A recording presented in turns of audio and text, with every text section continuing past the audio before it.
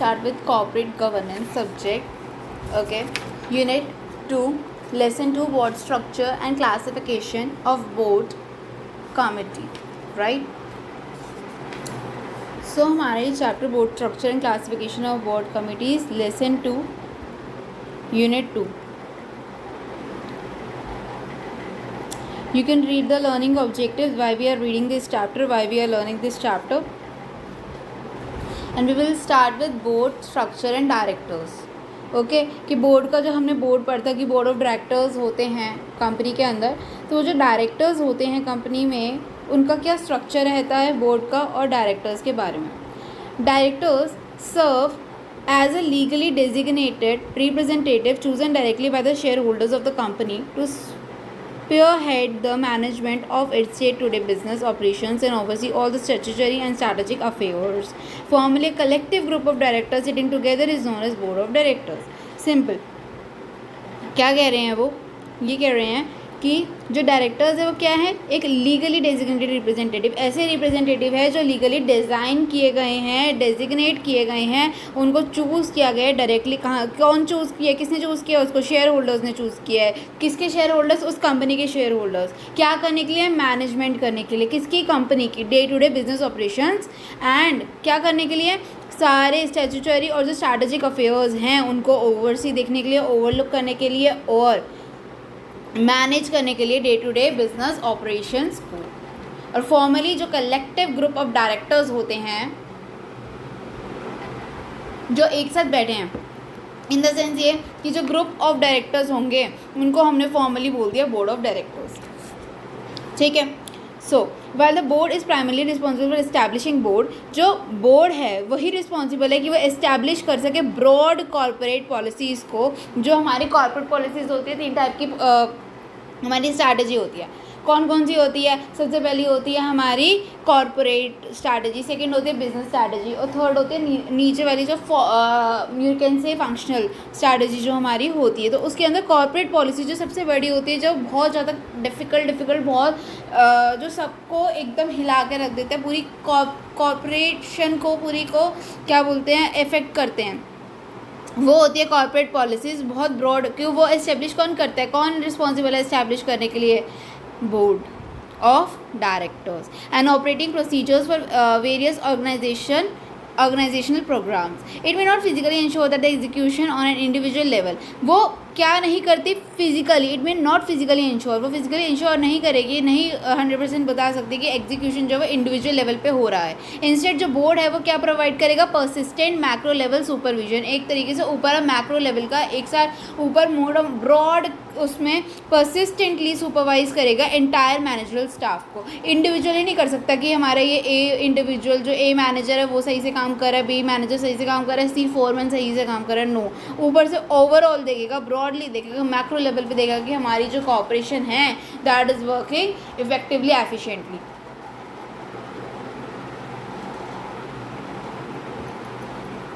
For tactical and operational execution, the board appoints an executive committee consisting of one or more whole time directors, WTD. Whole time directors होते हैं WTD, जो सारे time direct करते हैं. एक तरीके से मान लो कि उनको कहते हैं होल टाइम डायरेक्टर्स. ठीक है. इसका मतलब क्या है? टैक्टिकल. ठीक है. और ऑपरेशनल एग्जीक्यूशन के लिए जो बोर्ड है वो अपॉइंट करती है एग्जीक्यूटिव कमिटी को.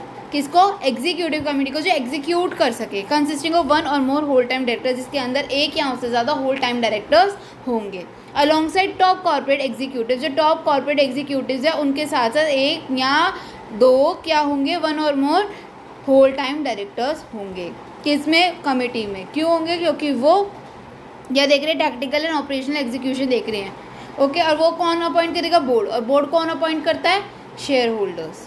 राइट. तो वी कैन से अगर इसमें हाँ है कि शेयर होल्डर्स इलेक्ट करते हैं किसको? बोर्ड ऑफ डायरेक्टर्स को. और बोर्ड ऑफ डायरेक्टर्स अपॉइंट करते हैं चीफ एग्जीक्यूटिव, सीनियर एग्जीक्यूटिव्स को, और जिसके अंदर लॉन्ग साइड में होल टाइम डायरेक्टर्स वन और मोर. ऐसे चलता है. This called corporate management structure hierarchy. Right. So now ये होता है हमारा. These specialised officials are designated as CEO, और इन्हीं को ही स्पेशलाइज्ड ऑफिशियल्स को ही हम बोल देते हैं CEO, चीफ एग्जीक्यूटिव ऑफिसर्स, या फिर managing directors MD.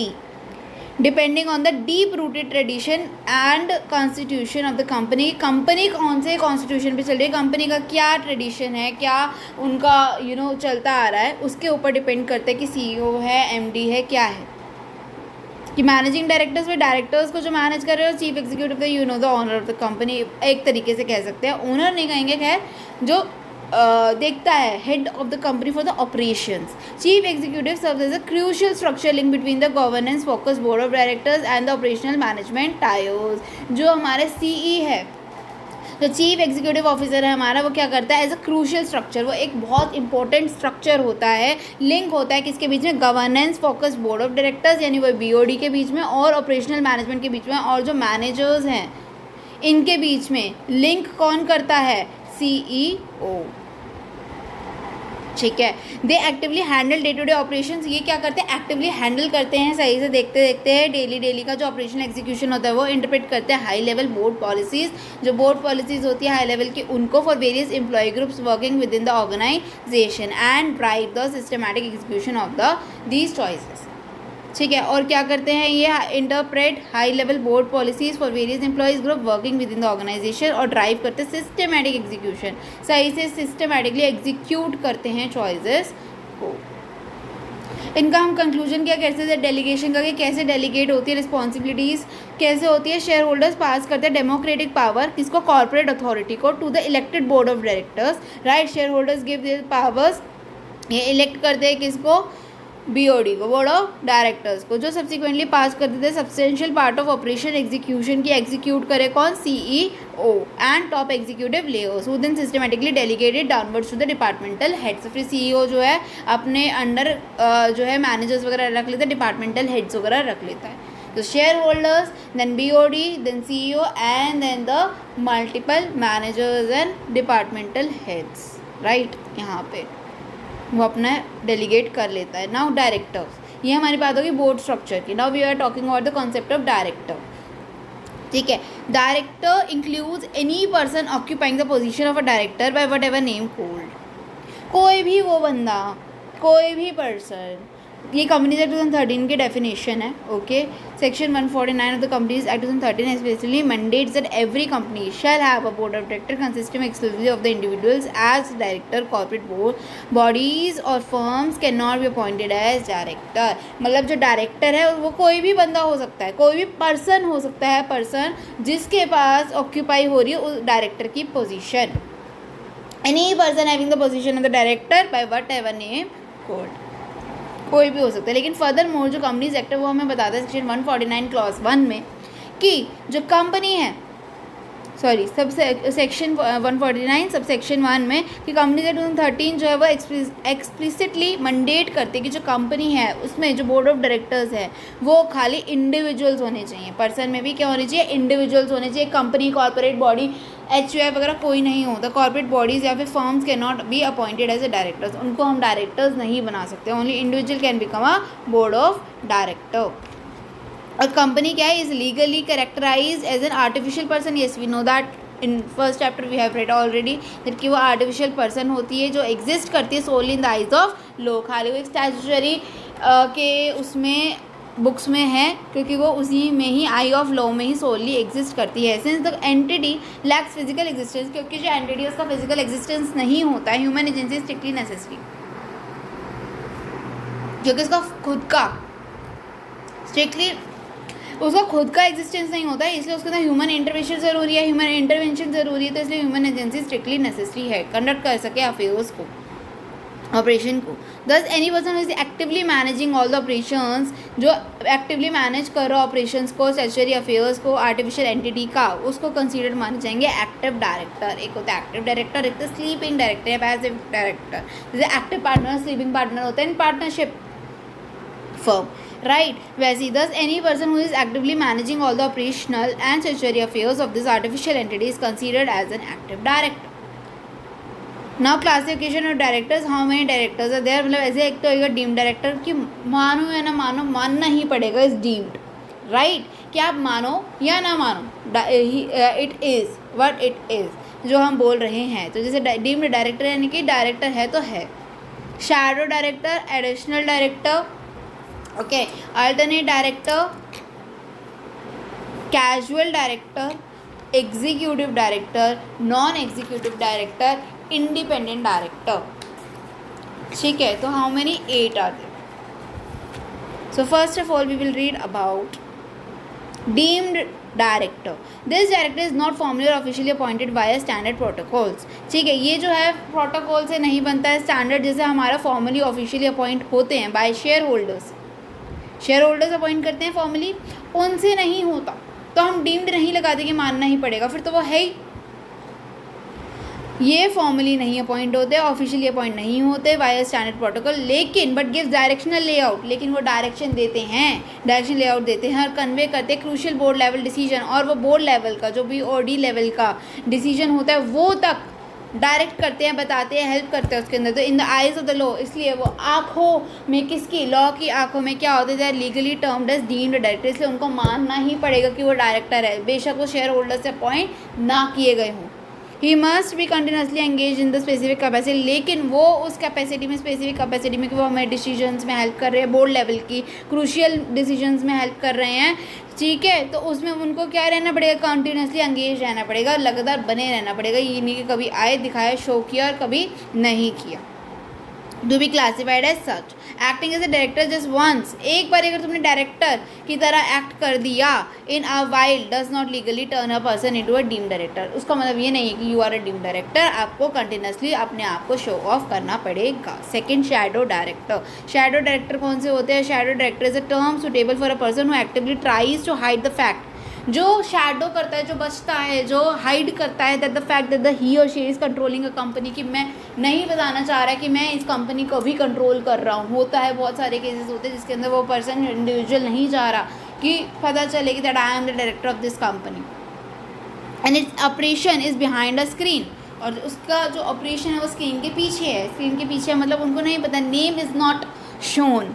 A shadow director provides ongoing governance. Okay, वो गवर्नेंस भी देता है, स्ट्रक्चर्ड गाइडेंस भी देगा, स्ट्रैटेजिक एडवाइस, वही सेम डिट्टो क्या जो डायरेक्टर देता है वही सब करेगा.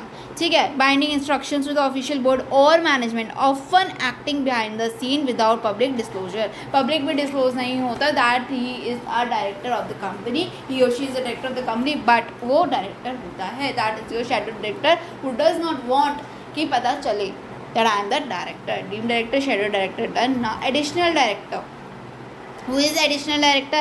The board can dynamically appoint an additional director. जो board है वो dynamically चेंजिंगली अपॉइंट भी कर सकता है एडिशनल डायरेक्टर को, specifically authorise by article of association. If in AOA article of association के अंदर आपको परमिशन दी गई है या लिखा गया है कि येस ही कैन और रिस्ट्रिक्शन नहीं है, तो आप स्पेसिफिकली ऑथराइज अगर किया गया है तो आप एडिशनल डायरेक्टर को भी अपॉइंट कर सकते हो. आपको कंपनी अपॉइंट कर सकती है. Critical compliance point is that the total number of directors including additional director must never exceed the maximum strength fixed by AOA. अगर AO में जो लिख दिया वो लिख दिया, उससे ज़्यादा नहीं हो सकता. ठीक है, जो हमारा कंपनीज एक्ट 2013 कहेगा और जो AOA में लिखा है हु विल लीड, कौन दोनों में से वो करेगा? Companies act 2013.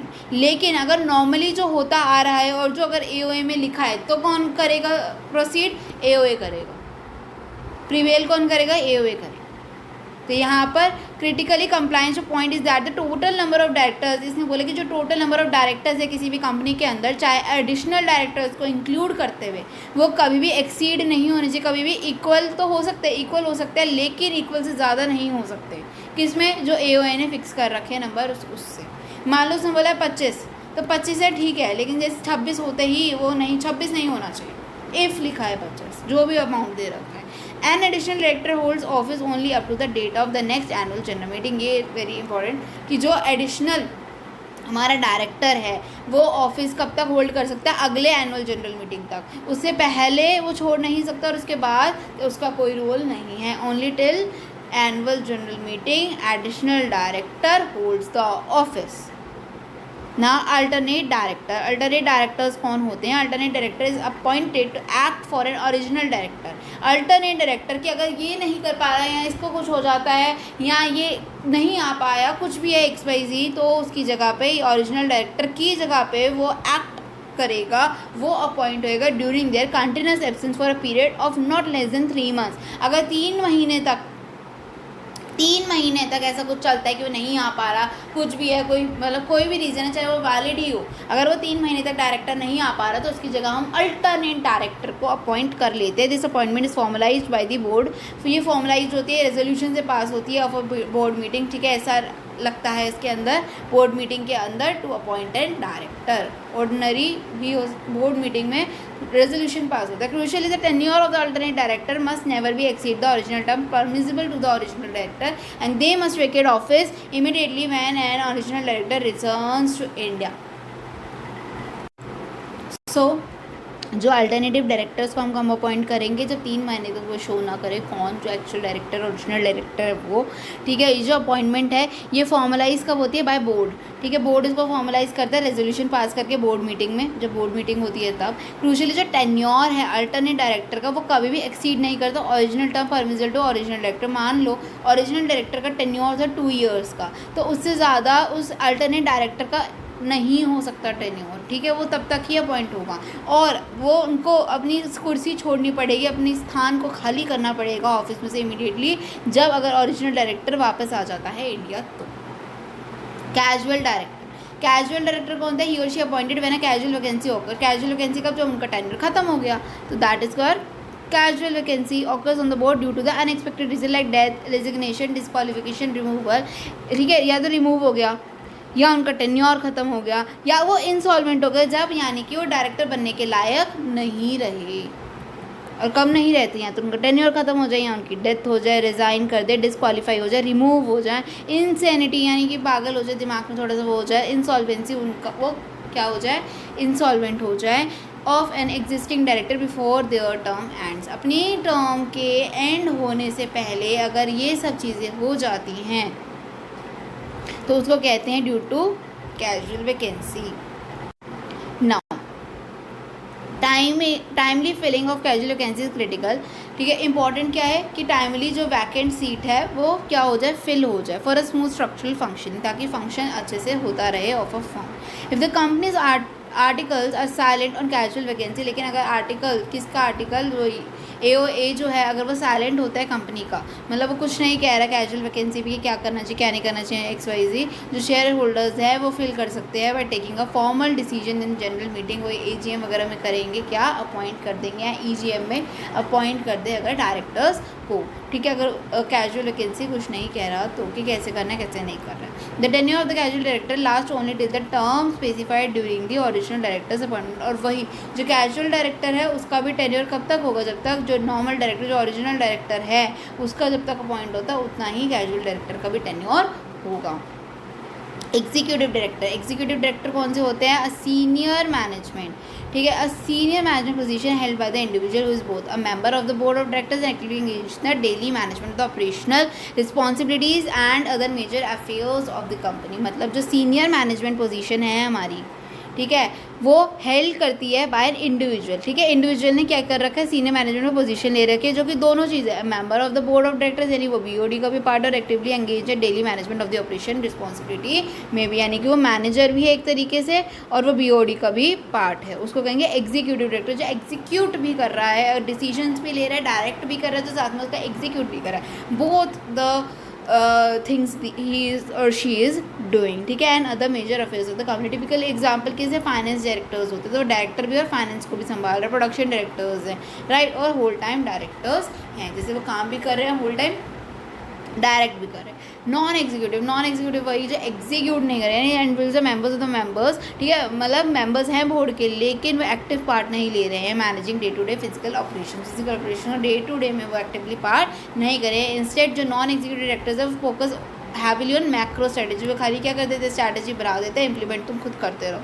कॉर्पोरेटिंग governance, organisation design, oversight the performance वगैरह देख लेते हैं कि जो हमने बनाया था उसके अकॉर्डिंग ही चल रहा हो। Professional directors and nominated directors fall स्क्वायरली under this classification के अपने प्रोफेशनल है जो भाई खाली ये देखेंगे कि क्या स्ट्रैटेजी है क्या नहीं है, खुद नहीं आते, और जो नॉमिनेटेड डायरेक्टर्स हैं उनको भी। लास्ट है इंडिपेंडेंट डायरेक्टर्स कौन से होते हैं? Section 149 sub section 6 sage of the company section 13 that N independent director means a director other than a managing director. जो MD होता है उससे अलग जो होता है उसको कहेंगे इंडिपेंडेंट डायरेक्टर, ठीक है। जो होल टाइम डायरेक्टर से अलग होता है उसको कहेंगे इंडिपेंडेंट डायरेक्टर यानी कि वो एमडी नहीं होना चाहिए, डब्ल्यूटीडी नहीं होना चाहिए, नॉमिनी डायरेक्टर नहीं होना चाहिए। Who does not have any financial material personal ties of the company, ना ही फाइनेंशियल हो ना ही मटेरियल ना ही पर्सनल टाइज ऑफ कंपनी के साथ, जो होल्ड कर रहा कंपनी को, उसकी सब्सिडरी को या उसके एसोसिएट कंपनी को, that could influence their absolute impartiality. वो इंडिपेंडेंट है, वो किसी पे डिपेंडेंट नहीं है, ना ही उसकी सब्सिडरी पे, ना ही उसकी खुद की कंपनी पे, ना ही एसोसिएट पे, ना ही वो किसी से रिलेटेड है, चाहे पर्सनल हो, मटेरियल हो, फाइनेंशियल हो, ना ही वो होल्ड डायरेक्टर है, मैनेजिंग डायरेक्टर है, नॉमिनी डायरेक्टर है, एब्सोल्युटली इम्पार्शियल है। This includes not being a current employee, और ना ही वो करंट एम्प्लॉय है और the former employee of the company, यानी एकदम ही अलग है, एकदम ही इंडिपेंडेंट है, दूर कुछ लेना देना नहीं है उसको कंपनी से। That is the independent director. ना ही वो एम्प्लॉय है, ना फॉर्मल एम्प्लॉय है, ना ही वो एमडी है, ना ही वो डब्ल्यूटीडी है, ना ही वो नॉमिनल डायरेक्टर है, नॉमिनी डायरेक्टर है, और उसकी ना ही पर्सनल टाइज हैं कंपनी के साथ, ना ही फाइनेंशियल ना ही मटीरियल। एग्जाम का की पॉइंट क्या, alternative directors can only be appointed of the absence from the India is for a continuous period of minimum 3 months तक है। Additional director can only held up the face next AGM तक रखते हैं additional directors. Remember this threshold for MCQs, right. Duties and responsibilities of the directors, directors की क्या duty होती है, क्या रिस्पॉन्सिबिलिटी होती है। सबसे पहले फिड्यूशियरी ड्यूटी क्या है, ड्यूटीज और स्किल केयर एंड डिलीजेंस, दिमाग रखो। Duty to attend the board of meeting, board of meeting आपको करनी है। ड्यूटी ऑफ प्रॉपर डेलीगेशन, आप सही से काम डेलीगेट करो, प्रॉपरली डेलीगेट करो, ठीक है। ये आपकी क्या हो गई, पावर्स हो, ड्यूटीज़ हो गई। Directors are strictly required to use their powers, कि डायरेक्टर्स को स्ट्रिक्टली रिक्वायर्ड है कि सही से वो पावर को ऑनेस्टली यूज़ करे, सही से यूज़ करे, इन एब्सोल्यूट गुड फेथ में यूज़ करे, and for benefit of the company, ठीक है, एज अ होल, और कंपनी का पूरी तरीके से क्या हो, बेनिफिट हो, कंपनी को अगेंस्ट जाके, कंपनी के बेनिफिट के अगेंस्ट जाके कुछ ना हो। They should not make any secret profit, कोई भी सीक्रेट प्रॉफिट ना करे वो, कि अब डायरेक्टर की जेब में जा रहा है, और personal financial gain by using the structural position, अपनी पोजीशन को यूज़ करके वो पर्सनल गेन, पर्सनल प्रॉफिट के लिए काम ना करे। Duties of skills care and diligence में क्या आता है कि directors must carry out their duties with proper care, सही से प्रॉपर केयर के साथ, डिलीजेंस के साथ काम करना चाहिए। अप्लाइंग द नेसेसरी स्किल्स, अपनी स्किल्स को यूज़ करो, कमर्शियल प्रूडेंस को यूज़ करो, प्रोफेशनल एक्सपर्टीज़ को यूज़ करो, कंप्लीट करने के लिए असाइंड टास्क, जो भी टास्क है आपका XYZ, उसको कंप्लीट करने के लिए अपनी बुद्धि लगाओ, अपनी स्किल लगाओ, अपनी डिलीजेंस लगाओ। Duty to attend board meeting, it is essential duty of the directors, directors की बहुत इंपॉर्टेंट ड्यूटी है कि वो अटेंड करें स्केड्यूल्ड बोर्ड मीटिंग्स को, जो भी जिस भी डेट को, जिस भी टाइम पे बुलाया गया है, उस मीटिंग्स को क्या करो, अटेंड करो, एक्टिवली पार्टिसिपेट करो कॉर्पोरेट डिबेट्स में, और कंट्रीब्यूट करो constructively to critical decision making, जो भी क्रिटिकल डिसीजन मेकिंग है उनमें आप कंट्रीब्यूट करो। Duty of proper delegation, delegation of task should be done in strict according with the statutory authority, जो भी स्टैट्यूटरी अथॉरिटी है उसके अकॉर्डिंग आप पावर्स को डेलीगेट करो, प्रोवाइडेड इन द कंपनी 2013 और इंटरनल कॉन्स्टिट्यूशन, यानी कि AOA MOA of the company में जैसे जैसे दे रखा है वैसे वैसे आप प्रॉपरली डेलीगेट करो, that is your duty.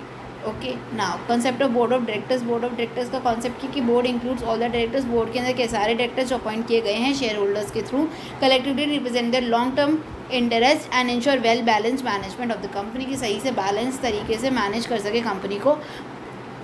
Board holds absolute powers, जो बोर्ड है उसके पास पूरी पावर्स होती है रिलेटेड टू मैनेजमेंट, कि वो मैनेज कर सके, मैनेजमेंट को देख सके, एडमिनिस्ट्रेटिव डेलीगेट कर सके, और promotional of the commercial interest of the firm, ये सारी क्या होती है, पावर्स होती है बोर्ड ऑफ डायरेक्टर्स के पास। वो ऊपर हमने ड्यूटी पढ़ी, अब हम पढ़ेंगे पावर्स ऑफ द बोर्ड। वैसे क्या है, बोर्ड के अंदर क्या है, सारे डायरेक्टर्स अपॉइंट जो किए गए हैं शेयर होल्डर्स के थ्रू, कलेक्टिवली रिप्रेजेंट करते हैं long term interest and ensure well balance management of the company. जो बोर्ड है वो होल्ड करती है एब्सोल्यूट पावर्स, किससे रिलेटेड, मैनेजमेंट से, एडमिनिस्ट्रेटिव से, और promotion of the commercial interest of the firm. उसके बाद power of the board. Power of the board क्या है, section 292 of the company states that the companies board of directors shall exercise the following powers on behalf of the company, की ये powers है, ये use करनी चाहिए by means of formal resolution pass at the meeting of the board. अब जो powers है वो बोर्ड की कैसे, देखो जो बोर्ड है वो क्या करती है, make calls on share holders in respect of money unpaid of the shares. मैंने बताया था जो अनपेड अमाउंट होता है शेयर्स का, उसके लिए कॉल करनी पड़ती है, जैसे call 1, call 2, N number of calls हो सकती है, वो डिपेंड करता है। तो उनमें जो कॉल करनी होती है ना शेयर होल्डर्स को, कि भाई पैसे दे दो, शेयर्स के रहते हैं आपके, तो वो भी पावर किसकी है, बोर्ड की है। डिबेंचर्स को इशू करना होता है, तो debentures can be issued by the company to raise long term funds, ठीक है। तो debentures are issued for the long term funds के लिए, just as shares are issued. तो board of directors the powers to raise the money by issuing debentures and other debt instruments, वो issue कर सकते हैं। और उसके बदले में पैसे को उठा सकते हैं। Invest the funds of the company, company के फंड्स को अगर सरप्लस है तो उसको फिर इन्वेस्ट भी कर सकते हैं। When the company has a surplus of the profit, जो डिसीजन है इन्वेस्टिंग का वो कौन लेता है? बोर्ड ऑफ डायरेक्टर्स लेते हैं। बोरो अगर हमें करने हैं कहीं से मनी तो funds can be borrowed for future projects by the board, board जो है उसको बोरो भी कर सकते हैं, यानी कि कहाँ का इन्वेस्ट करना है, कहाँ से लेना है, और वही मतलब ये भी लेने वाली बात आ गई शेयर्स के लिए, डिबेंचर्स के लिए कहाँ से लेना है और इन्वेस्ट कहाँ पे करना है। Many more powers are specified the companies act including filling empty casual vacancies, अगर कोई एम्प्टी कैजुअल वैकेंसीज हैं उनको भी फिल करना है in the board. Receiving notice of disclosure of share holdings of the directors, मतलब नोटिस देना किसका? डिस्क्लोजर का, क्या कि हमारा ही शेयर होल्डिंग कितनी है, डायरेक्टर्स की शेयर होल्डिंग कितनी है, ठीक है। Appointing a person as a managing director को अपॉइंट करना और making targeted investment in companies belonging to the same corporate group, जो सेम कॉर्पोरेट ग्रुप है उनके अंदर कितनी कितनी इन्वेस्टमेंट और करनी है। Board of directors and corporate governance, जो बोर्ड है उसको इंश्योर करना पड़ता है highly responsible outlook towards the promoting good corporate governance with objective of steering certain operations of the firm, यानी कि जो बोर्ड है उसको इंश्योर करना पड़ता है कि वो क्या रहे, रीजनेबल रहे towards promoting good corporate governance, कि उसका सही से अच्छा कॉर्पोरेट गवर्नेंस हो विद ऑब्जेक्टिव क्या कर सके, ऑपरेशन ऑफ द फर्म, अच्छे से ऑपरेट कर सके फर्म को। तो उसके लिए उसको क्या करना पड़ेगा? The following points detail the role of the directors for ensuring the better governance, कि अच्छा गवर्नेंस रहे उसके लिए जो डायरेक्टर्स है उनको इंश्योर करना पड़ेगा क्या क्या, कि commitment to the company, company को कमिटमेंट करे, carry discussions, clear decision making, employment of CEO और acquisition decision and long term vision रहे उनका, यानी कि कमिटमेंट ऑफ द कंपनी में the board should protect the interest of all the stake holders and work with diligence, अच्छे से दिमाग लगा के काम करें, बुद्धि से काम करें, सारे स्टेक होल्डर्स को लेके चले, उनके इंटरेस्ट को प्रोटेक्ट करे और commitment for efficient working of the firm, कि वो एफिशिएंटली इफेक्टिवली वर्क करे फर्म का, ठीक है। कैरी डिस्कशंस, यानी कि सारे issues related to the business should be discussed, उनको बात करनी चाहिए, उनको डिस्कस करना चाहिए अमंग द बोर्ड के बोर्ड्स जो है बोर्ड ऑफ डायरेक्टर्स उनको आपस में क्या करना चाहिए, डिस्कस करना चाहिए जो भी इश्यूज़ वगैरह है उनको, and decision should be taken accordingly, और उसके हिसाब से डिसीजंस को लेना चाहिए। Board should work on setting priorities, board को प्रायोरिटी सेट करनी चाहिए कि पहले ये, दूसरे पे ये, with in all the concern issues, की सबसे इंपॉर्टेंट ये इशू है, इसको करना पड़ेगा, ये ज़्यादा इफेक्ट करेगा, ये ज़्यादा इंपॉर्टेंट है, इससे ज़्यादा लॉस हो सकता है, इससे ज़्यादा प्रॉफिट हो सकता है, and give everyone the opportunity to present their thought, और सबको चांस दे अपनी अपनी बात रखने के लिए, अपना चांस दे, अपॉर्चुनिटी दे अपने थॉट्स को रखने के लिए, प्रेजेंट करने के लिए। क्लियर डिसीजन मेकिंग, एक good duty bound responsible director never afraid to share his और her thoughts within the group, अगर वो डायरेक्टर अच्छा है, रिस्पॉन्सिबल है, ड्यूटी बाउंड है, तो उसको कभी भी घबराना नहीं चाहिए अपना थॉट रखने के लिए ग्रुप के अंदर ही। She can register dissent when and where needed, dissent कर सकता है, वो मना कर सकता है, किसके लिए? जब उसको ज़रूरत हो, ठीक है, यानी कि वो मना कर सकता है किसी भी चीज़ के लिए, नहीं मुझे बात ठीक नहीं लग रही है, मना कर सकता है, जो भी डिसीजन ले, अगर सब हाँ कर रहे हैं तो उसके पास पावर है इंडिविजुअल के पास भी कि वो भी मना कर सके कि नहीं मुझे ये ठीक नहीं लग रहा जो आप कह रही हैं। Employment of CEO, directors carry the critical responsibility, directors के बाद एक बहुत इंपॉर्टेंट रिस्पॉन्सिबिलिटी है क्या? एम्प्लॉयमेंट एंड डिसमिसल, एम्प्लॉय करना और फिर डिसमिस करना, किसको? Of the CEO। Board should make every effort to appoint the best available talent as CEO, ठीक है, CEO का बेस्ट चुनना चाहिए उसको, CEO की जो बनने लायक हो। बोर्ड ऑफ डायरेक्टर्स भी बोलते हैं ना, बोर्ड आपको जो है थोड़ा सा ऐसे कर रहा है, वैसे कर रहा है, अपनी मूवीज़ वगैरह में सुना होगा ये बात। तो एक्विजिशन डिसीजन, एक्वायर करने का decision, board is engage in approving decision regarding strategic acquisitions, ठीक है, बोर्ड किसके लिए डिसीजन किसके लिए? स्ट्रैटेजिक एक्विजिशन कहाँ पे एक्वायर करना, only worthy acquisition should be recognized and completed, खाली जो वर्थ इट है उन्हीं को एक्वायर करना चाहिए, उन्हीं को रिकग्नाइज करना चाहिए, उन्हीं को कंप्लीट करना चाहिए। लॉन्ग टर्म विजन क्या? Board is committed to act for the best interest of the company के बेस्ट इंटरेस्ट में काम करें, एंड इट स्टेक होल्डर्स, अपने स्टेक होल्डर्स के, they should try to build long term relationship, उनको एक long term relationship build करना चाहिए सारे स्टेक होल्डर्स के साथ, ताकि स्मूथ वर्किंग हो सके, ताकि वो उनको ट्रस्ट में ले सके, उनको अपने अंडर में ले सके, ताकि वो भी बात माने, ताकि वो भी यकीन करे कंपनी के बोर्ड्स के, अगर कुछ वो कह रहे हैं उनको फिशी लग रहा है फिर भी वो माने क्या इन्होंने हमारे लिए अच्छा ही किया, अभी भी अच्छा ही करेंगे, इन गुड फेथ, ठीक है। Committees and their function, a committee is considered for a small association of people, committee का बनती है छोटे छोटे एसोसिएशन ऑफ पीपल से। लेकिन वो पीपल ऐरे गहरे नहीं होते, एक्सपर्ट्स होते हैं। Intended to take major decision, जिनका इंटेंट क्या होता है कि वो मेजर डिसीजंस ले एंड फॉर्म रिकमेंडेशंस और रिकमेंड करे वेरियस कॉम्प्लेक्स मैटर्स को। जो ऐसे सुलझ नहीं पा रहा उनको एक्सपर्ट का ग्रुप जो है वो सॉल्व करता है। Board committees are generally set up when issue seem very complex, जब बहुत ही ज़्यादा अति हो जाती है, हद हो जाती है, बहुत कॉम्प्लेक्स हो जाता है, रिक्वायर्ड थ्रू थोरो डिस्कशंस, बहुत डिस्कस करना पड़ता है न्यूमरस टॉपिक्स के बारे में, टेकन इनटू कंसीडरेशन, बहुत सब कुछ देख के डिसीजन लेना होता है, तब कमेटी बनाई जाती है एक्सपर्ट्स की, ताकि डिस्कस कर सके, रिकमेंडेशंस ले सके, डिसीजन बना सके, कुछ कर सके। ठीक है, उसके बाद है पास function and duties of the board committee. अब जो बोर्ड कमेटी बनी है उनकी क्या पावर है, क्या वो काम करते हैं, क्या उनकी ड्यूटी है। सबसे पहले specialization of committees are distinct from one another, right. Specialization हर कमेटी की अलग अलग होती है। तो जो ब्रॉडर ओवरव्यू है वो क्या है कि पावर्स ऑफ द बोर्ड। पहले तो पावर्स क्या होती है, पावर्स क्या होती है। पावर ये है कि empower to obtain information from any worker, उनके पास पावर है कि वो कहीं से भी इंफॉर्मेशन किसी भी वर्कर से ले सके, कोई मना ना कर सके कि नहीं I will not give you the information, but cooperate करे, कंसल्ट कर सकता है एम्प्लॉय डिपार्टमेंट एंड एक्स्ट्रा, किससे, वर्कर से, कंसल्टेंट से, एम्प्लॉय डिपार्टमेंट से, and extra appointed in the company.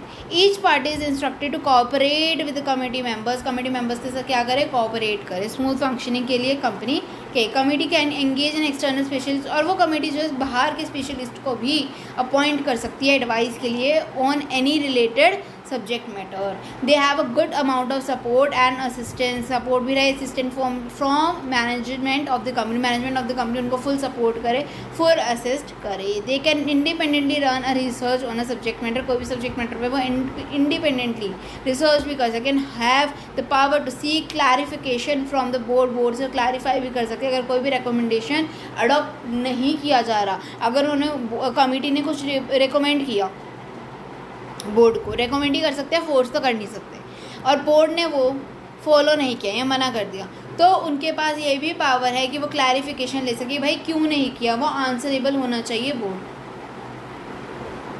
Functions of the board क्या करते हैं committee, committee should employ proper mechanism for exchange, सही से एम्प्लॉय करे किसके लिए proper mechanism for exchange of information, किसके लिए, इटसेल्फ एंड द मैनेजमेंट और अपने बीच में सही से बातचीत हुए, ये फंक्शन होता है। Committee should work closely with management के साथ पास होकर काम करना चाहिए, उनके क्लोजली काम करना चाहिए, इंश्योर कोई भी कन्फ्यूजन ना रहे, ओवरलैपिंग एग्जिस्ट ना करें उनके रोल्स और रिस्पॉन्सिबिलिटीज़ के अंदर, ताकि डिस्टर्ब ना हो और इफेक्टिवनेस और एफिशिएंसी बनी रहे। Committee can facilitate the companies officer, ठीक है, जो कमेटी है वो क्या करती है, कंपनी के ऑफिसर को फैसिलिटेट करती है, बोर्ड मेंबर्स को, कि वो बिल्ड कर सके रिलेशनशिप विद अदर ऑर्गेनाइजेशन, दूसरी organization. Committee can facilitate the companies officers and board members to build relationship with other organization. Committee can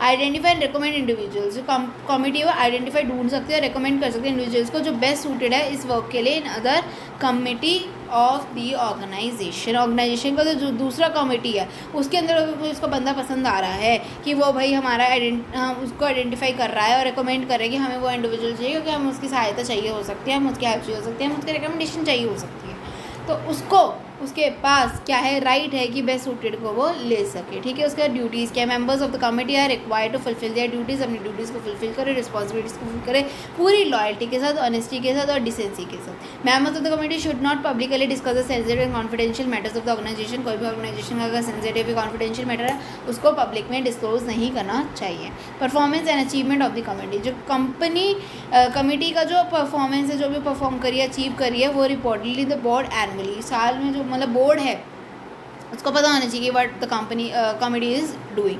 periodic performance evaluation, periodically evaluate भी करो परफॉर्मेंस इसकी committee की, शुड ऑल्सो भी perform. Discuss on matter requiring review the independent accountants, independently accountants को check करो, auditors को और management should be timely taken into account and the recommendation should be adopted, उनकी रिकमेंडेशन को भी लो। ठीक है, discussions on matter requiring review with independent accountants, auditors and management.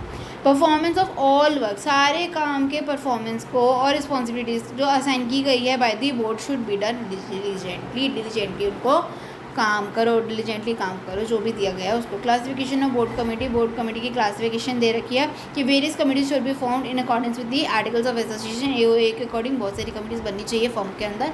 Different committee का formed as per the urgent requirement of the company, जो भी company का urgent requirement उसके अकॉर्डिंग कमेटी बन जाती है।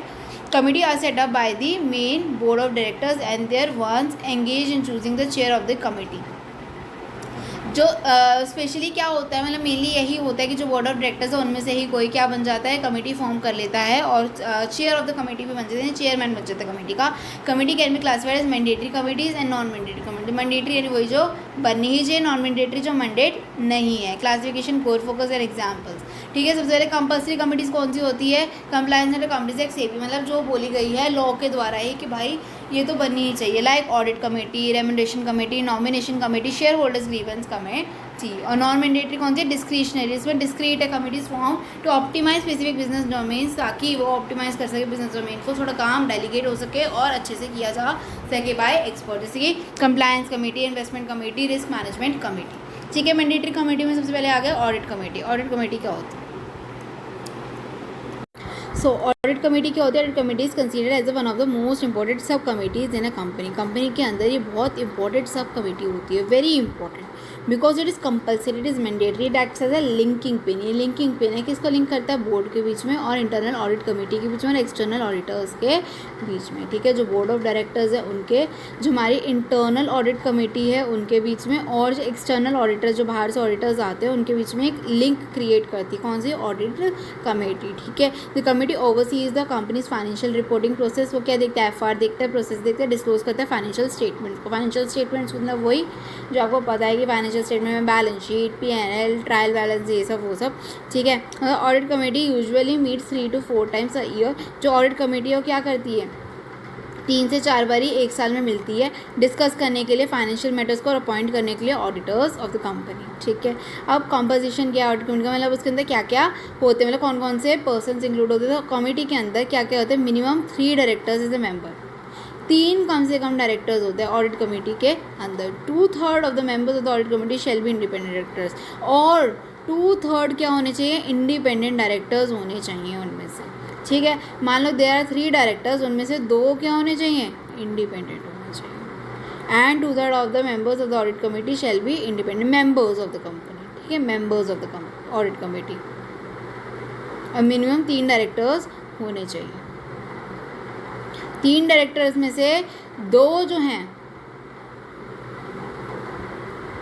3 में से 2 जो हैं वो इंडिपेंडेंट होने चाहिए. ठीक है, all members of the audit committee shall have basic understanding. सारे ऑडिट कमेटी के अंदर सारे मेंबर्स जो ऑडिट कमेटी में हैं उनके पास बेसिक अंडरस्टैंडिंग होनी चाहिए. किसकी? फील्ड फाइनेंस की, obviously. And at least 1 member shall have accounting and financial management expertise and experience. और उनमें से एक जो मेंबर है उसका क्या होना चाहिए? अकाउंटिंग और फाइनेंशियल मैनेजमेंट में एक्सपर्टीज और एक्सपीरियंस भी होना चाहिए. Chairman of the committee will be an independent director. Definitely जो चेयरमैन है उसको क्या होना चाहिए? इंडिपेंडेंट डायरेक्टर होना चाहिए. Chairman tends to be present at the annual general meeting. जो चेयरमैन है उसको एजीएम में भी अपॉइंट मतलब टेंड्स टू बी प्रेजेंट, मतलब प्रेजेंट होना चाहिए to answer the audit related queries अगर कोई हो तो. ठीक है, company secretary, CS of the organisation can act as the secretary of the committee. और वो कमेटी का सेक्रेटरी बन सकता है. कौन? सीएस, कंपनी सेक्रेटरी जो होता है. तो इसमें हमारे पास क्या क्या होगा? 3 directors, 2/3 of the member shall be independent. ठीक है, जो इंडिपेंडेंट डायरेक्टर्स है वही चेयरमैन बनेगा. ओके, और जो सारे मेंबर्स हैं उनके पास बेसिक अंडरस्टैंडिंग होनी चाहिए फाइनेंस की, और एटलीस्ट एक मेंबर के पास एक्सपीरियंस और एक्सपर्टीज़ भी होनी चाहिए. एजीएम के अंदर चेयरमैन जाएगा ही जाएगा ताकि वो ऑडिट रिलेटेड क्वेरीज को मतलब बता सके, आंसर कर सके. और सीएस को हम can act as a secretary. ठीक है, कर सकता है. उसके बाद एक और है the members of the committee appointed in the AGM. और एजीएम में ही अपॉइंट होगी क्या? Members of the committee. कौन कौन होगा? पावर क्या होती है? पावर क्या होती है? पावर ये है कि जो seek information from employees and executive, वो जो बोलता है कि कमेटी में आपका जो कमेटी है उसके पास पावर है कि वो एम्प्लॉयर एग्जीक्यूटिव से इन्फॉर्मेशन ले सकती है. Obtain advice on legal matters from expert से वो लीगल एडवाइस भी ले सकती है और इन्वेस्टिगेट कर सकती है फाइनेंशियल एक्टिविटीज़ को. अब रोल क्या है इसका? वो तो ऐसी पावर की ये कर सकती है. करती क्या है एक्चुअली में? Overseeing companies financial reporting process, FR process को देखती है. डिस्क्लोज करते हैं फाइनेंशियल इन्फॉर्मेशन. ठीक है, proper disclosure of financial information ताकि इंश्योर कर सकते हैं क्रेडिटेबिलिटी और compliance the norms of companies की. जो भी नॉर्म्स हैं, जो भी इस पर फॉलो होती है कंपनी बेस्ड कोई भी लॉ, स्टैट्यूटरी वगैरह जो भी है, जो भी फॉलो होता है वो ढंग से कंप्लाई हो रहा है. ठीक है, recommendations for appointment.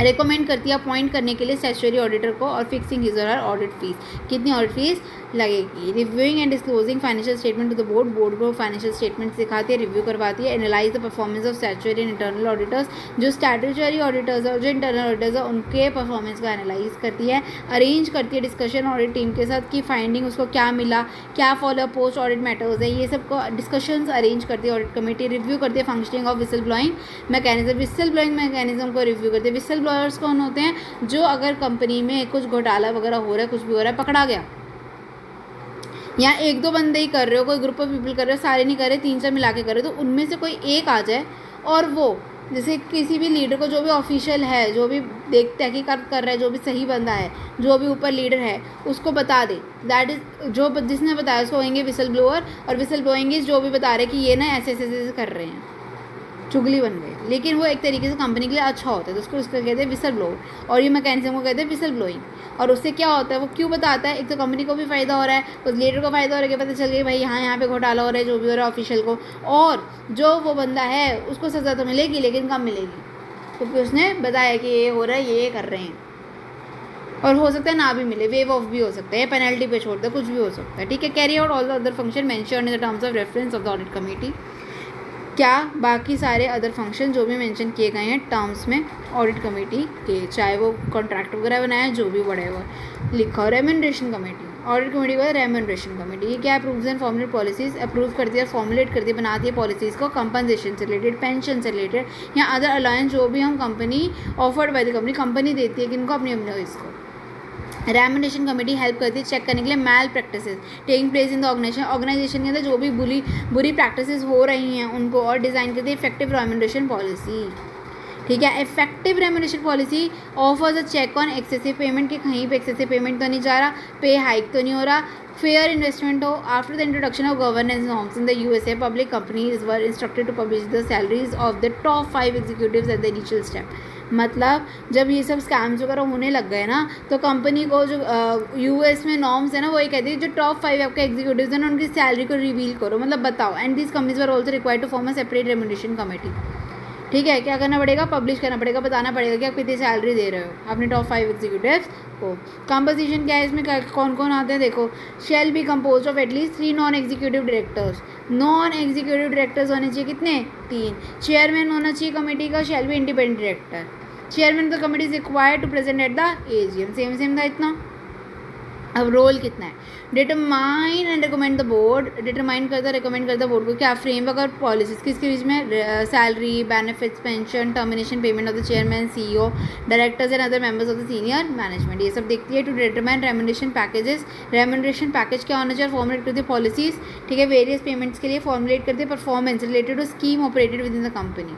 Request approval और incentive schemes from share holders and management की, ठीक है, जो हमने इंसेंटिव स्कीम बनाई है उनका अप्रूवल भी ले लेते हैं, किससे? शेयर होल्डर और मैनेजमेंट से। फ्रेम करती है पॉलिसीज़ को related employ stock option plan, ESOPs के लिए, जो एम्प्लॉय स्टॉक ऑप्शन प्लान होते हैं उनके लिए पॉलिसीज फॉर्म करती है। And their approval from shareholder से अप्रूवल आएगा तभी होता है, तो उसके लिए शेयर होल्डर की अप्रूवल भी लेती है। उसके बाद नॉमिनेशन कमेटी, नॉमिनेशन कमेटी कौन सा होता है? चार्ज होते हैं, in charge of formulating policies form करती है और ऑफर करते हैं रिकमेंडेशन किसको? बोर्ड को। किसके कॉन्टेक्स्ट में किसको आप नॉमिनेट कर सकते हो, किसको अपॉइंट कर सकते हो, डायरेक्टर्स वगैरह के लिए। Committee is also required to develop a section, जो कमेटी है उसको क्या इज ऑल्सो रिक्वायर्ड, क्या करने के लिए? डेवलप करने के लिए एक सिलेक्शन प्रोसीजर फॉर कैंडिडेट, कि आप कैसे कैसे सेलेक्ट करोगे किस किस पोस्ट के लिए। And consider different category of selection and appointment, कि इसके लिए आप ऐसे अपॉइंट करो, इसके लिए आप ऐसे सेलेक्ट करो और ऐसे ऐसे करो, इस पोस्ट के लिए से, इस पोस्ट के लिए से, वो करती है nomination committee. Formulating a nomination committee is consider good governance practice, कि सही से आप गवर्न कर रहे हो। Nomination committee will constituted with at least 3 non executive directors, इसमें 3 यानी डी होंगे, नॉन एग्जीक्यूटिव डायरेक्टर्स होंगे, आउट ऑफ जो मेजॉरिटी है वो कौन होनी चाहिए? Independent directors. मेजॉरिटी होनी चाहिए, 50% से ज़्यादा होनी चाहिए, ऊपर से ऊपर क्या यानी कि ऑडिट कमेटी भी कहते हैं 2/3 होनी चाहिए। Nomination committee submits a final report board of directors को। रोल क्या होता है इनका?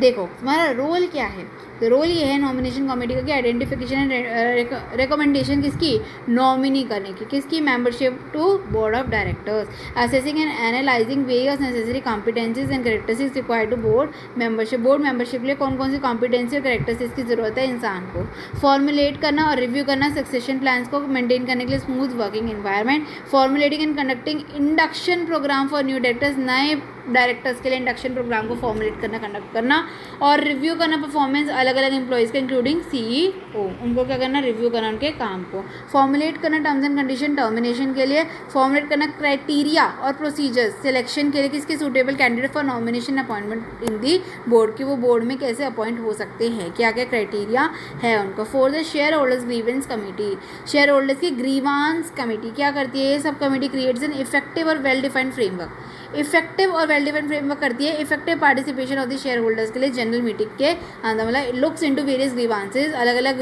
ग्रीवांसेस जो रेज किए गए हैं शेयर होल्डर्स के द्वारा ऑन मैटर्स जैसे कि transfer of securities, non receipt of balance sheet या फिर मैटर्स रिलेटेड टू डिविडेंड वगैरह, इन सबको देखती है। जो भी परेशानियां हैं शेयर होल्डर्स की उनको दूर करते हैं। Company also works in compliance with SEBI guidelines, जो सेबी है security exchange board of India, उसके गाइडलाइंस पे वर्क करती है। On investor protection committee also looks for after the performance of registrar जो होते हैं उनके परफॉर्मेंस को देखती है, and transfer agents of the company, क्योंकि शेयर होल्डर्स का कुछ नहीं होना चाहिए, उनका ग्रीवांस को ठीक करो।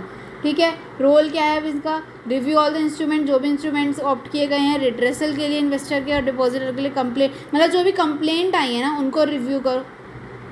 Assist management in reviewing the submitted complaint, assist करो मैनेजमेंट को, किसके की रिव्यू कैसे करोगे तुम, जो कंप्लेंट रिव्यू कंप्लेंट आई है उनके लिए, और status of this complaint, monitor करो सर्विसेज जो रजिस्ट्रार और ट्रांसफर एजेंट दे रहे हैं, रिव्यू करो स्टेटस और लिटिगेशन के लिए जो लिटिगेशन फाइल की गई थी या against the share holders of the company उनको रिव्यू करो, फॉर्मुलेट करो प्रोसीजर्स की ताकि रेजोल्यूशन जो है वो जल्दी तरीके से हो सके कंप्लेंट्स की, और रिव्यू करो matters related to uploading the data related to unclaim deposit और dividend to the website IPF। Investor education protection fund के अंदर चला जाता है क्या फंड, अगर कोई क्लेम करने वाला नहीं होता है, कंपनी नहीं देती है आपको, हाँ कोई क्लेम नहीं करता, अनक्लेम डिपॉजिट जो होते हैं, अनक्लेम डिविडेंड जो होते हैं वो IPF में हो जाते हैं ट्रांसफ़र, तो उनको रिव्यू करो, उनको डिस्क्लोज करो, अपलोड करो डेटा को कि कौन कौन से शेयर होल्डर्स के जो शेयर्स हैं डिपॉजिट्स हैं वो उधर कहाँ पे IPF में ट्रांसफ़र हो रहे हैं।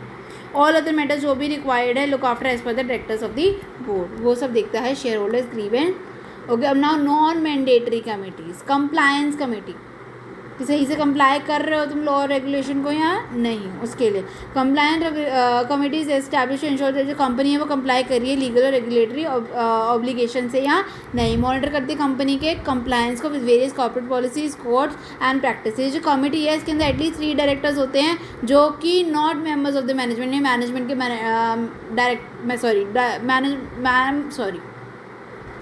मेंबर नहीं होने चाहिए मैनेजमेंट के। Board of directors appoint the committees chairman.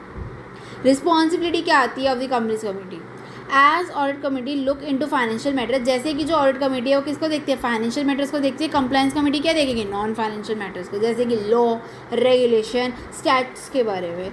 The committee also oversees companies compliances set rules and regulations. It also looks into matters related to insider trading, कहीं कभी इनसाइडर ट्रेडिंग तो नहीं हो रही, रिलेटेड पार्टी ट्रांजेक्शन तो नहीं हो रहा, कुछ गड़बड़ घोटाला तो नहीं हो रहा। Committee also investigates matter related to non compliance with companies policy, जो कंपनी का पॉलिसी है, जो कंपनी का रूल है, रेगुलेशन है, पॉलिसीज प्रोसीजर्स है, उनको कंप्लाई ढंग से कर रहे नहीं कर रहे हो, any violation that have occurred. Committee also reviews the complaints receive, जो कंप्लेंट रिसीव हुई है फ्रॉम इनसाइड या आउटसाइड ऑफ द कंपनी उनको भी देखती है। Committee has to carry out other duty assigned to it by the board, और जो भी बोर्ड ने अदर ड्यूटीज़ दे रखी हैं वो करती है। इन्वेस्टमेंट कमेटी क्या होती है, बोर्ड को असिस्ट करती है कि इन्वेस्टमेंट रिलेटेड डिसीजंस को लेने के लिए, फोकस करती है ड्राफ्ट करने के लिए इन्वेस्टमेंट पॉलिसीज़ को, स्ट्रैटेजीज़ को, कहाँ कहाँ वो इन्वेस्ट कर सकती है, कितना अमाउंट है, कितने दिन के लिए करना है, क्या रिस्क है क्या नहीं है। Committee also reviews the performance of the companies investment, कि कंपनी ने जो बाकी जो इन्वेस्टमेंट कर रखी है वो कैसे कर रखी है, सही कर रखी नहीं करके उसको रिव्यू करती है, और कैपिटल एक्सपेंडिचर जो वो कर रही है। This committee consist of at least 3 directors, वही अगेन 3 डायरेक्टर्स जो बोर्ड अपॉइंट करता है, एक director appoint as chairman of the committee. मतलब कम से कम 3 directors appoint by the board, ठीक है। अब यहाँ पे ऐसा कुछ नहीं कि इंडिपेंडेंट होना चाहिए, होना चाहिए, वो होना चाहिए, जिस पर ये है कि एक डायरेक्टर उनमें से क्या होना चाहिए, चेयरमैन ऑफ द कमेटी होना चाहिए। पावर क्या है कमेटी की, committee is required to draft investment policies को ड्राफ्ट करनी पड़ेगी, बनानी पड़ेगी इन्वेस्टमेंट पॉलिसीज को, गाइडलाइंस को। कमेटी को डिफाइन करनी पड़ेगी permissible asset for the investment, की इन्वेस्टमेंट के लिए कौन सा एसेट है, परमिट है। Committee is required to approve allocation of strategic assets and individual investment. मतलब जो कमेटी है उसको अप्रूव करना पड़ेगा कि वो एलोकेट कर दे स्ट्रैटेजिक एसेट को और इंडिविजुअल इन्वेस्टमेंट को एलोकेट कर दे, मतलब जो हमारी एसेट वगैरह है उसको इन्वेस्ट कर दे कहीं और, एलोकेट कर दे। जो हमारा मेंबर्स होते हैं, चेयरमैन होते हैं, उनको required to approve any amendment, कोई भी अगर अमेंडमेंट आती है इन्वेस्टमेंट प्लान में उनको अप्रूव करो। Committee is also required to monitor investment performance, उसको इन्वेस्टमेंट परफॉर्मेंस को मॉनिटर भी करना होता है, कंपेयर करना होता है इन्वेस्टमेंट प्लान्स को कि एक्चुअल रिटर्न क्या था फ्रॉम टाइम टू टाइम, की एक्चुअल रिटर्न क्या रहा और हमने क्या प्लान किया। That is also engage in reviewing the investment policy strategy and other plans of the company. Now third is risk management company. Risk management committee क्या करती है, it helps the boards in identifying current and potential risk. ये committee help करती है board को identify करने में current risk क्या है और पोटेंशियल रिस्क है, कि अभी क्या रिस्क है हमारे पास और पोटेंशियली आगे क्या रिस्क आ सकते हैं। कमेटी रिस्पॉन्सिबल है इवैल्यूएट करने के लिए कमेटी के रिस्क को, टॉलरेंस को और मैनेजमेंट को। Committee comprises of at least 3 non executive directors, जो 3 डायरेक्टर्स होने चाहिए, उनमें से वो भी नॉन एग्जीक्यूटिव डायरेक्टर्स होने चाहिए और चीफ एग्जीक्यूटिव होने चाहिए और फाइनेंशियल डायरेक्टर होना चाहिए। Committee comprises of at least 3 non executive directors और चीफ एग्जीक्यूटिव भी होना चाहिए और फाइनेंशियल डायरेक्टर भी होना चाहिए। इसमें थोड़ा सा अलग कॉम्पोजिशन है। इंडिविजुअल्स जिनको रिस्क मैनेजमेंट स्किल्स हो वो are chosen for the committee by the nomination committee. Nomination committee कौन चूज़ करती है, ऐसे बंदे, ऐसे इंडिविजुअल जिनको क्या है रिस्क मैनेजमेंट की स्किल है। जो बोर्ड ऑफ डायरेक्टर्स है वो क्या अपॉइंट करते हैं, और चेयरमैन ऑफ द कमेटी। और जो कमेटी है वो किसके लिए काम करती है, और वर्क्स इन कोलैबोरेशन में काम करती है ऑडिट कमेटी के साथ और दूसरे मैटर्स पर। इसका फंक्शन आ गया। फंक्शन क्या है, the committee is responsible for reviewing the risk management policy. जो कमेटी है वो क्या देखती है, रिस्क मैनेजमेंट पॉलिसी को रिव्यू करती है, प्लान को देखती है, that have been developed by the management. Engage किसके अंदर, इम्प्लीमेंटेशन ऑफ रिस्क पॉलिसी, ठीक है, इम्प्लीमेंट करती है रिस्क पॉलिसी को, इंश्योर करती है कि जो proper risk management system are applied and proper application of strategies, ethics and reporting and compliance is done. Evaluate करती है कि हम रिस्क, जो फर्म है वो कितना रिस्क टॉलरेट कर सकती है, और report it into the management and board. और रिपोर्ट किसको करे, फिर मैनेजमेंट को और बोर्ड को, कि हम भाई इतना ही रिस्क टॉलरेट कर सकते हैं। Make use of the risk indicators for evaluating the risk, ठीक है। Advice board on risk management policies, board को एडवाइस करो और रिव्यू रिपोर्ट बनाओ रिस्क मैनेजमेंट पे जो भी इंक्लूड होगी annual report of the company में। Chairperson of the committee is required to report regularly to the audit committee as well as the board of directors about major findings, activities and recommendations. उनको audit committee को और board of directors को भी बताओ। Now 1 page revision sheet, this is for you, you can read it yourself। उसके बाद answer to index questions. सबसे पहले टर्म एज रिप्रेजेंटेटिव, जो शेयर होल्डर्स को चूज़ करते हैं, कौन चूज़ करते हैं, डायरेक्टर्स चूज़ करते हैं, सॉरी शेयर होल्डर्स चूज़ करते हैं डायरेक्टर्स को, ठीक है। रिप्रेजेंटेटिव, जो directors are termed as the representative, जो शेयर होल्डर्स चूज़ करते हैं कंपनी के मैनेजमेंट के लिए डे टू डे ऑपरेशंस को, ठीक है। उसके बाद dash is term is suitable for person, जो ट्राई करता है हाइड करने के लिए, हाइड है तो शैडो डायरेक्टर। बोर्ड करना point additional director by AO है तो yes it's true. Dash act as a linking pin कौन है, audit committee. Remuneration committee shall be compose of at least 1 non executive director. Remuneration at least 1 non executive नहीं, it requires at least 3 non-executive directors. Dash committee creates an effective and well-defined framework for effective participation shareholders grievance, ठीक है, ताकि ढंग से share holder participate कर सके। कौन सी committee assist करती है, इन्वेस्टमेंट रिलेटेड तो इन्वेस्टमेंट कमेटी। उसके बाद your question answers. Define the term director, director का बताने क्या होता है और उसके various kinds of director that exist in the company. So company का 2018 के हिसाब से डायरेक्टर है उसके any person occupying the position of the director by what ever non call. Since जो कंपनी वो आर्टिफिशियल जुडिशियल पर्सन है, तो डायरेक्टर फंक्शन क्या है, मूविंग माइंड एंड हैंड, अपना दिमाग चलाओ हाथ चलाओ, ठीक है। उसके बाद कौन कौन से डायरेक्टर्स होते हैं, डीम डायरेक्टर होते हैं de facto, handling grievance without official protocol.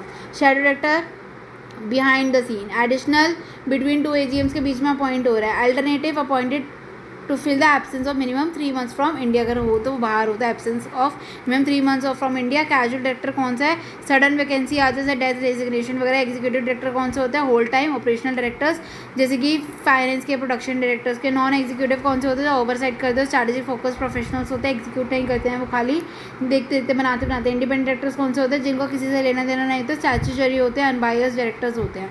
149(6) में इसको डिफाइन भी किया गया। What are the various duties and responsibility of directors, कौन कौन सी है। कोर ड्यूटीज़ क्या है, फिड्यूशरी ड्यूटीज़ मतलब कि एब्सोल्यूट गुड फेथ में काम करो, supreme benefit of the company के लिए काम करो, secret profit strictly ban. Duties किसके लिए, स्किल, केयर और डिलीजेंस के लिए, दिमाग से काम लो, reasonable business prudence and apply professional expertise. Duty to attend board meeting क्या है, regular participation in board proceedings is expected to shape major policies. Duty of proper delegation, जो प्रॉपर डेलीगेशन करो, किसकी task must only be delegated to the committee और executives within the strict boundary of the company's constitution. 2 mandatory committee and the responsibility. Mandatory कौन सी, audit committee, remuneration committee. तो audit committee में क्या है, mandatory to review the financial reporting framework, recommend करे statutory auditors को, supervise करे internal audit control और सेफ गार्ड करे विसल ब्लोइंग मैकेनिज्म। रेम्यूनरेशन में क्या था, इन्वॉल्व करते formulate corporate compensation framework, ESOPs के लिए गाइडलाइन देखना, प्रिवेंट करना high level compensation malpractices के लिए। उसके बाद बोर्ड कमेटी का मतलब क्या होता है, पावर्स और फंक्शंस बताओ। बोर्ड कमेटी क्या है, small expert working group chosen from within the directors, ठीक है। इंटेंसली किस पे फोकस करता है, कॉम्प्लिकेटेड एरियाज पे, demand deeper technical evaluation. Power क्या होती है, call information from any employ, engage external subject matter consultants, search records independently, see clarification from main board.